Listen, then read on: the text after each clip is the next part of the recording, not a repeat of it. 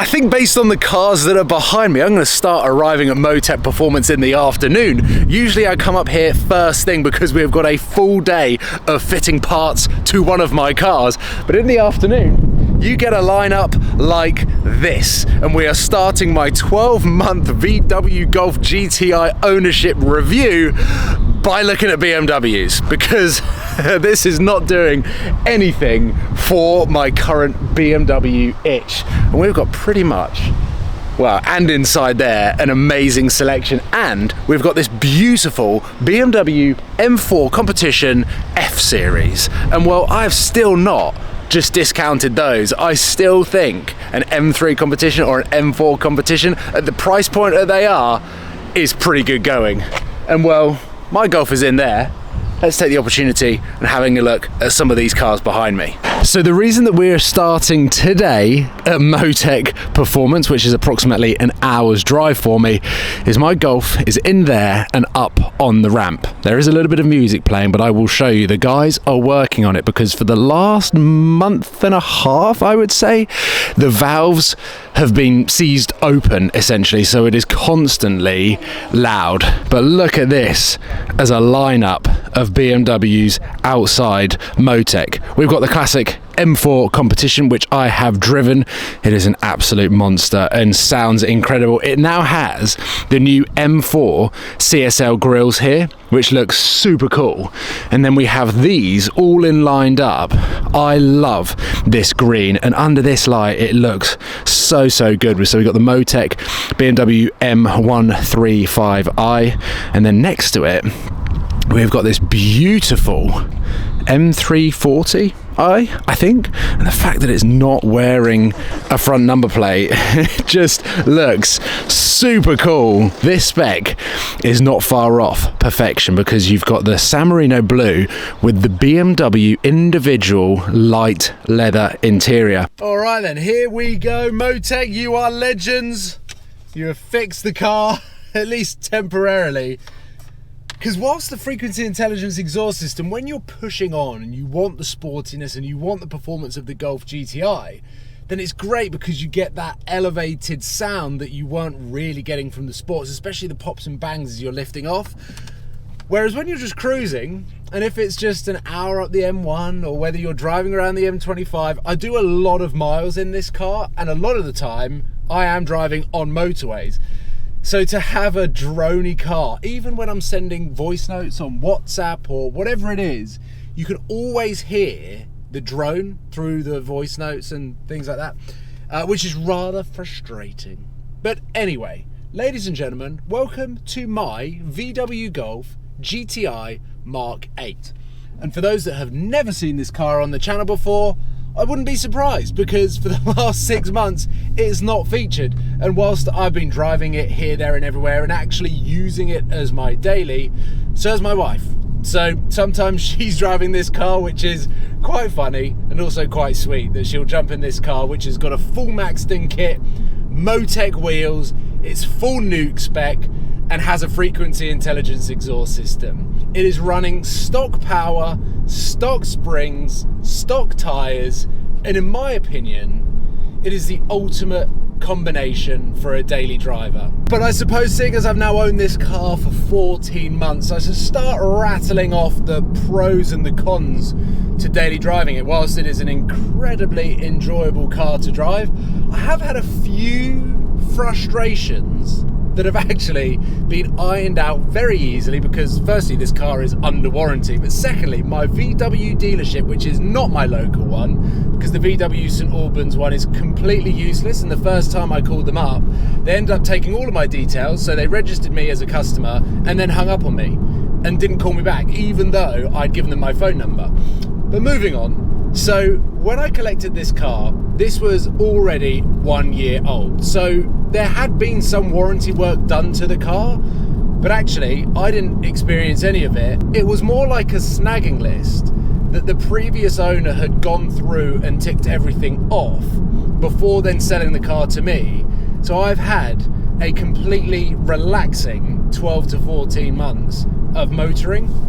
The only thing that I got a little bit worried about was the fact that it was saying that my battery key was low, And I thought, that's a little bit weird considering the car's only a couple of years old. Normally key batteries last forever. It wasn't a battery problem, but it ended up going back for some warranty key work, which required a brand new key. Because what was happening was every time I got in the car, it was saying that my key battery was low.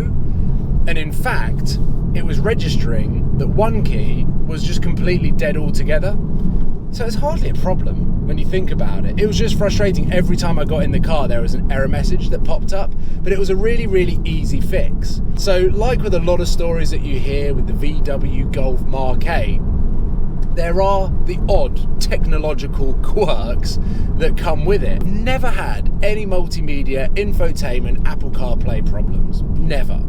And I've spoken to quite a few people that have had and still have Golf Mk8 GTIs or Mk8s in general, who are incredibly frustrated with the technology and electronics of the car, throwing up sensors, throwing up issues, error messages, a little bit like the one that I had with the key. But I had and got very lucky with the problem that I've had with the car. And other than that, it's about 65 quid to fill up. I've had to service it once, which was, I think, 200 quid. And then the other thing, which I actually documented in a video when I daily drove a Lamborghini Aventador Ultimate, was I had a gearbox fault, which again was covered under the warranty work and was fixed in 2 days. They needed the car extra night overnight, and other than that, the car has been absolutely bulletproof. I've highly enjoyed my ownership experience, and I haven't got that many bad things to say about it. And the only thing that I would say, and I think this is down to the fact of how many Golf GTIs there are out there on the road versus R8s, but this car is double the price a year to insure over my Audi R8 V10, which is bizarre. So I suppose the final question to answer as to why, quite recently, I've been getting an itch for a BMW when this car ticks so many boxes as a daily driver. And I don't think I've got a definitive answer. I love how this thing looks. I think inside it's pretty easy to use. And there are a lot of people out there that say they don't like all of these touchscreens. I've learned to live with it. It's fine. There's probably better cars out there, but I'm happy with this. The Apple CarPlay is brilliant. The fuel economy is brilliant. I think the kit, the wheels and everything looks well together. The modification of the exhaust, which has now failed, isn't a VW problem. It's a frequency intelligent exhaust problem, but it's such an easy fix. And it's actually a really common thing to go wrong as well. So I've got nothing bad to say about it. It's such a cheap car to run and an easy car to live with. I just feel like I want something a bit more grown up. That's probably the best way that I can summarise. It's a very, very good car, and I will be looking for all of the qualities that this has in my next car. But like with a lot of my cars that I have on YouTube, it's very rare that I keep them over a year, 18 months max, and I'm still very much enjoying driving this car around. And now, like you can hear, there's no real drone, which is quite a good thing. I'm just thinking about a change. Maybe a better sound system. The Harman Kardon's great, but obviously the car's small, so there aren't that many speakers in. The actual acoustics of the speakers could be better, but that's probably more to do with the space in here than anything else. And it's a 30 grand car, so you've got to expect some of the cheaper materials that are around in the car. But could I spend an extra 10, 15 grand on paper, an extra 100, 120 quid a month, and actually get a better product? Potentially. And that's one thing that I was talking to Motec about, because those guys are absolute legends and they've always looked after me with the C63, the M3, the Golf, and a few other cars in between, the M2 competition. And they've actually given me some pretty solid advice. I love the fuel economy on this car. I love the way that it drives. I love how easy it is to live with. I'm not a big fan of the size of it. I think I could have a bigger car. It's got me thinking.